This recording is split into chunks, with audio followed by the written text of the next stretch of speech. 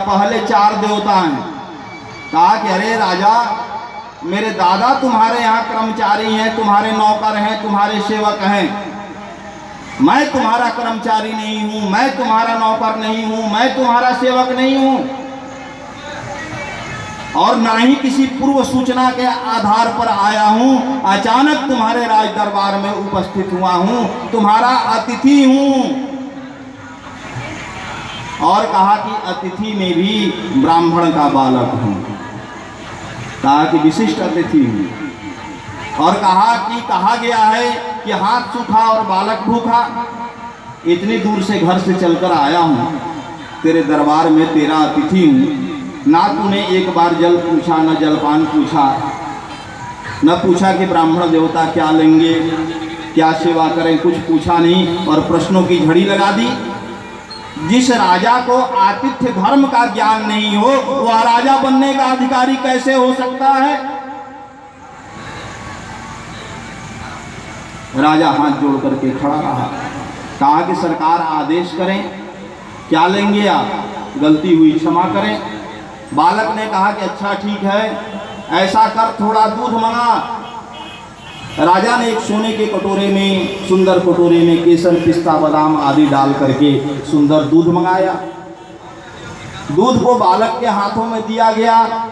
बालक ने क्या किया कि दूध के कटोरे को बाएं हाथ पर रख लिया और दाहिने हाथ की एक उंगली डाल करके उसमें घुमाने लगा और 1-2 मिनट घुमाता और फिर उस उंगली को उठा करके ऐसे देखता, उसमें कुछ ढूंढता, फिर उंगली डालता, फिर घुमाता 1-2 मिनट, फिर निकालता, फिर देखता।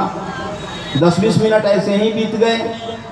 राजा ने कहा कि बड़ा मूर्ख बालक है, सठ बालक है। अरे अभी तो तुझे भूख लगी थी, तू मुझे आतिथ्य धर्म का उपदेश कर रहा था, तो अब बता, दूध आ गया तो अपनी भूख मिटा करके मेरे प्रश्न का उत्तर क्यों नहीं देता, समय क्यों व्यतीत कर रहा है। बालक ने कहा कि राजन, मैं तुम्हारे प्रश्नों का उत्तर ही ढूंढ रहा हूं। कहा कि राजन, हमने सुना है कि दूध में घी होता है, दूध में मक्खन होता है। मैं इस दूध में उस घी को ढूंढ रहा हूं, उस मक्खन को ढूंढ रहा हूं कि वह घी कहाँ है, वह मक्खन कहाँ है। राजा ने कहा कि बड़ा मूर्ख बालक है। अरे भाई, घी थोड़े ऐसे दिखलाई देगा, मक्खन थोड़े ऐसे दिखलाई देगा। मक्खन निकालने की एक विधि है, एक प्रक्रिया है। पहले दूध को गर्म करो, उष्ण करो, फिर उसमें जामन डालो, जोरन डालो, दही जमाओ, दही जमाओ, फिर मथानी से महो। मथानी में भी मक्खन आ जाए तो भी उसमें कुछ पानी का अंश रहता है। फिर उसे ज्ञान रूपी हाथों से थपथपाओ तो उस पानी का अंश निकल जाएगा और शुद्ध मक्खन की प्राप्ति हो जाएगी। बालक ने कहा कि राजन, उसी तरह से इस समस्त सृष्टि को भी दुग्ध मान लो, इस समस्त सृष्टि को भी परमात्मा का स्वरूप मान लो। कहा कि एको अहम बहुश्यामः, एक वही विराट पुरुष, एक वही विराट परमात्मा जो हैं, वह समस्त सृष्टि के रूप में भासित हैं। यह समस्त सृष्टि उस विराट पुरुष का स्थूल शरीर है, स्थूल स्वरूप। कहा कि इसी को दूध मान लो और इसे घृति, क्षमा, अहिंसा, सत्य, अस्तेय आदि गुणों से उष्ण करो, परोपकार आदि गुणों से उष्ण करो, गर्म करो। कहा कि फिर इसमें वैराग्य रूपी जामन डालो, विषयों से वैराग्य रूपी जामन डालो।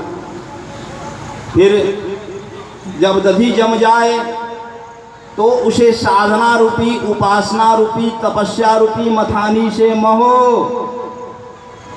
और जब साधना रूपी, उपासना रूपी, तपस्या रूपी मथानी से महोगे तो उस परमात्मा का प्राकट्य होने लगेगा, अनुभव होने लगेगा। किंतु उसमें भी माया बाधक बनेगी।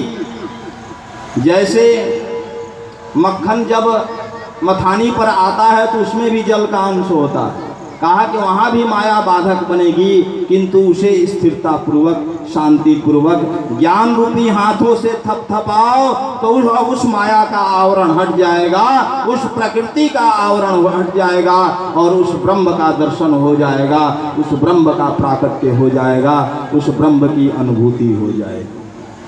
कहा कि राजन, जैसे दूध के रेशे रेशे में मक्खन समाया हुआ है किंतु वह हमें दिखलाई नहीं पड़ता, उसी प्रकार से इस सृष्टि के रेशे रेशे में, कण कण में वह परमात्मा समाया हुआ है, किंतु वह हमें दिखलाई नहीं पड़ता।